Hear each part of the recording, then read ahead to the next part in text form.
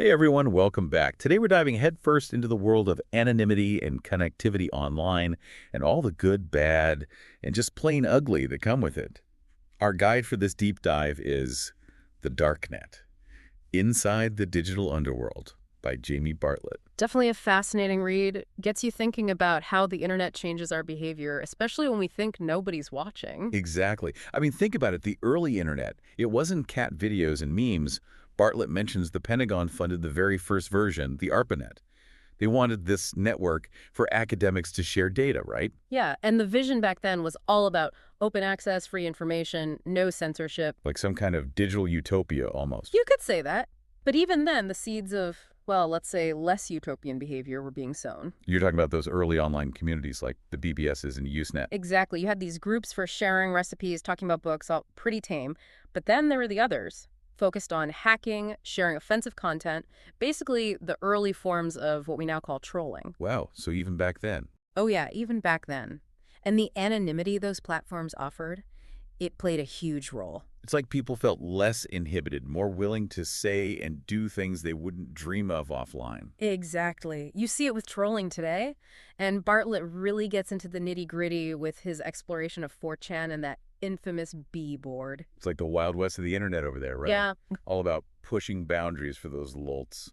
Which, for those who aren't fluent in internet speak, basically means finding humor at other people's expense, often to the point of cruelty just for the reaction. And it's not always harmless fun and games. There can be real-world consequences. Yeah. Like that story in the book about Sarah, who posted nude photos on B, and it turned into this horrible harassment campaign. That's a perfect example of what happens when anonymity, lack of accountability, and zero empathy combine online. It's a stark reminder that actions in the digital world have very real consequences. Right. It's easy to forget there's a real person on the other side of the screen sometimes. And that's where understanding the psychology of trolling becomes really important. Absolutely. There's a ton of research on this. Remember Godwin's law? Oh yeah, something about Nazis. Pretty much. Mike Godwin, one of the early internet researchers, said that the longer an online discussion goes on, the more likely it is to devolve into Nazi comparisons. Which, let's be honest, happens all the time. All the time. And John Sewler's work on the online disinhibition effect helps explain why. Anonymity, invisibility, that feeling of being in a separate reality online, they all contribute to lowered inhibitions. It's like people forget there's a human being on the other end of their keyboard sometimes. Exactly. And while some trolling might start as satire or social commentary, that constant need for bigger, bolder lults can quickly escalate. And that's when things can turn really ugly. Unfortunately, yes. And it's not just about individuals, right? Bartlett also talks about how organized groups, like the English Defense League, use the internet for more sinister purposes. Right. It becomes a tool for recruitment, spreading propaganda, organizing real-world activities. And the internet gives them this reach they wouldn't have otherwise. And the anonymity and secure communication tools available online, they make it easier to operate under the radar. Like in that story about Tommy in the book. It's a chilling example of how the internet can be used for radicalization. Right. The internet, it can act as this force multiplier for extremist ideologies. And the scariest part is how the internet connects people with niche interests, which in this case means those extreme beliefs get reinforced and amplified within these online echo chambers. It's like a breeding ground for extremism in a way. That's one way to put it. But it's not all doom and gloom, right? Okay. Bartlett also talks about how these same forces, anonymity and connectivity, can be used for good. Absolutely. He talks about these things called crypto parties. What exactly are those? They're kind of like a crash course in digital self-defense. Okay. You know, these informal gatherings where people get together to learn about things like Tor for anonymous browsing, Right. paying with Bitcoin, encrypting their messages, that kind of thing. It's like learning the secret handshake of the internet, right? You could say that. And it seems like these crypto parties, they really took off after Edward Snowden blew the whistle on all that government surveillance. Oh, yeah, it was a huge wake-up call for a lot of people. Yeah. They suddenly realized, wait a minute, someone's watching. Yeah. And with government surveillance and online censorship on the rise, Right. crypto parties became even more important. Yeah, it's like this constant tug of war, right? Yeah, Between like control and freedom online. it is. Speaking of hidden parts of the internet, Mhm. Bartlett spends a good chunk of the book going deep on the dark net. Yeah. That's where anonymity gets really It intense. does. It's this hidden layer of the internet that most people never see. Right. It gets used for illegal stuff like drug markets, I- but you also find, whistleblowers, journalists, people working in oppressive regimes, using it to communicate safely. So it's a mix. Oh yeah, it's a place of extremes for sure. So, like, how does it even work? Is it just a bunch of, like, shady websites? It's more like a secret network within the internet. Right. Websites on the darknet, they're called Tor hidden services, Okay. and they have these constantly changing complex addresses. You can only access them through the Tor browser. Okay, that makes sense. But how do you find anything if the addresses are always changing? That's where things like the hidden wiki come in. Oh? It's like, imagine a directory for the hidden internet. It Yeah. lists links to different services, and it's not just, black markets or anything. Right. You'll find stuff like the WikiLeaks cache, even a secure Dropbox for the New Yorker magazine. Wow, so it's this weird mix It is. of good and bad, Yeah, just like the rest of the internet. pretty much. But even with the potential benefits of anonymity, there's also that dark side. Definitely. And Bartlett, he doesn't shy away from that at all. No, he doesn't. He goes into some tough topics like child pornography on the darknet. Right. I mean, that must have been difficult to research. It's heavy stuff, no doubt about it. Right. But it's important to understand the scope of the problem. That's And right. the internet has completely changed the landscape. Yeah. Bartlett points out that before the internet, accessing child pornography was much harder. Right. It was limited to these small, often offline networks. Yeah. Now, with the anonymity of the dark net, Right. it's tragically more accessible. It's terrifying, honestly. And what are we talking about in terms of the people accessing this? Are we talking like hardcore predators? It's not that simple, unfortunately. All right. Bartlett found that there's no typical offender. They Yep. come from all walks of life. Wow. And while some are actively searching for this material, Right. there's also this new kind of offender, the browser. The browser. Okay. These are people who might not be actively looking for child pornography, Right. but they stumble upon it while exploring the dark net. That's almost more terrifying in a way Yeah, it's unsettling. because it makes you think like, what is lurking in those digital shadows? And so how do we combat something like that? I mean, where do you even start? Bartlett, actually, he visited the Internet Watch Foundation, Okay. or IWF in the UK. Oh. They're dedicated to finding and removing child sexual abuse content. Wow. So these analysts are sifting through that stuff all day long. It's incredibly difficult work, It must be. but they're trying to identify victims, get this content taken down. I mean, are they even making a dent in the problem? It's a constant battle, Right. The IWF and law enforcement, they work tirelessly to take down these websites, arrest offenders. Right. But it feels like as soon as they shut one down, 10 more pop up. Right. Like whack-a-mole. Exactly. It feels impossible. It's a huge challenge, no doubt. Is there even a solution? That's the million-dollar question. Yeah. Can we ever truly eradicate this from the internet? Right. Bartlett doesn't give any easy answers, which I appreciate. None. He really lays out the complexities, Yeah.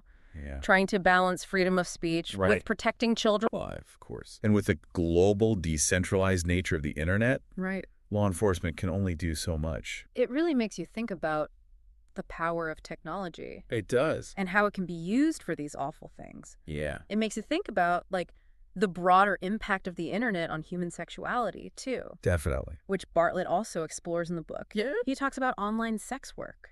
He does. Specifically, he talks about camming, Right. which has become a huge industry. Massive. He profiles a cam model named Vex. Yeah. Interesting story. She seemed to make a good living performing online. She does. And I think what's interesting about her story is it really challenges our assumptions about sex work. It does. Yeah. She doesn't come across as this stereotypical exploited sex worker. Not at all. She comes across as empowered, in control. Absolutely. It's her business, Yeah. She owns it. It's a far cry from that seedy image that a lot of people have in their minds Right. when they think about sex work. Yeah.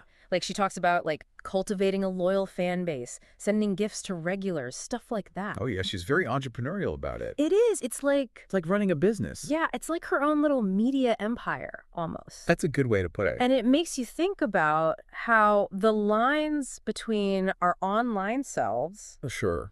and our offline selves are so blurred now. They really are. Right. We're constantly crafting these digital personas, Yeah. sharing, connecting. And it makes you wonder about the impact on our mental health, Exactly. which Bartlett also digs into. He does, and he goes to some dark places. He does, very dark places. Talking about these online communities Right. dedicated to things like self-harm and suicide. Heavy stuff. Really heavy stuff. So what did he find in these communities? It's a paradox, honestly, Okay. because as dangerous as they can be, Right. potentially triggering for vulnerable individuals, Of course, yeah. they also offer this sense of community Right. and support, which is like, that's hard to wrap your head around. It is. How can a community focused on something as destructive as self-harm or suicide Right. also be a source of support? It's about feeling seen, right? Okay. Imagine you're isolated, suffering, and you find a group of people who get it. Right. They understand what you're going through. Yeah. You suddenly feel less alone, less judged. Okay. And while the advice shared in those communities can be harmful, Right. the social interaction itself can be comforting. Okay, so it's complex. Very complex. It's not as simple as just saying these communities are bad, Exactly. because there are these other factors at play. Absolutely. And it speaks to the need for more open conversations around these topics. Oh, for sure. You know, talking about self-harm and suicide without stigma, That's right. so that people feel safe seeking help. Exactly. And being wary of those online echo chambers, Right. which can actually make it harder to get help. Because they reinforce those negative thought patterns. Exactly. So, the internet, it really is this double-edged sword when it comes to mental health. It is both a blessing and a curse. So what can people do? I mean, how do we navigate this safely? I think it all comes down to critical thinking, being able to recognize harmful content, Right. finding reliable sources of information, Right. and engaging responsibly. Engaging responsibly. Okay. These are essential skills, especially when it comes to mental health. It's like we need digital street smarts. I like that, digital street smarts. Right. We need to be savvy, not scared. Exactly. And that includes knowing how to protect ourselves. Right. So we're talking about needing digital street smarts. What are some basic things people can do to stay safe online? It starts with strong passwords, for sure. Okay. And for goodness sake, don't use the same one for every single website you visit. All right, right. That's like, having one key that unlocks your house, your car, your office, everything. Yeah, recipe for disaster. Exactly. And be wary of what you click on. Right. Phishing scams. Oh, yeah. They're getting sneakier by the day, so think twice before you open an attachment Right. or click on a link from someone you don't know. It's like you have to be a detective almost. You do. You got to look for clues. Right, right. Be suspicious. Trust no one. Pretty much. And then there's encryption and privacy tools. Right, which can feel kind of intimidating to some folks, I think. It can, but it doesn't have to be. Right. We mentioned Tor earlier for anonymous browsing. Right. Using a VPN or virtual private network is another good idea, Okay. especially on public Wi-Fi. Right. It creates this secure connection, makes it harder for, that guy at the coffee shop to snoop on what you're doing. So those crypto parties are sounding better and better. They are a great place to start. And honestly, there's so much good information online. Oh, yeah. Just, look for reputable sources like the Electronic Frontier Foundation or Privacy International. Yeah. They have guides, tutorials, tons of resources Right. to help you level up your digital security game. So it's a process, but it's about empowering yourself. Exactly. And that's really the key takeaway from all of this, I think. Right. The internet, it's not some separate entity, Right. It's a reflection of us, Right. our choices, our actions. If we want a more positive digital world, Right. we have to act accordingly. Be the change you want to see. Exactly. Like Bartlett said, the internet is a mirror to the human condition. That's a powerful statement. Oh. Well, this deep dive has been Intense. intense is a good word for it. Yeah. Eye-opening. For sure. We've gone from those early days of the internet Way back when. to the dark underbelly of the darknet, We've seen it all. and we've touched on some really challenging issues. Definitely. But I think ultimately, Yeah. what I'm left with is a sense of, well, hope, actually. Hope. Yeah, hope. Okay. Because I think what Bartlett shows us is that we're not powerless. We're not. We have a choice in how we engage with technology. We absolutely do. Every click, every post, it's a choice. Exactly. So, to everyone listening, we hope this deep dive into the darknet has given you some things to think about.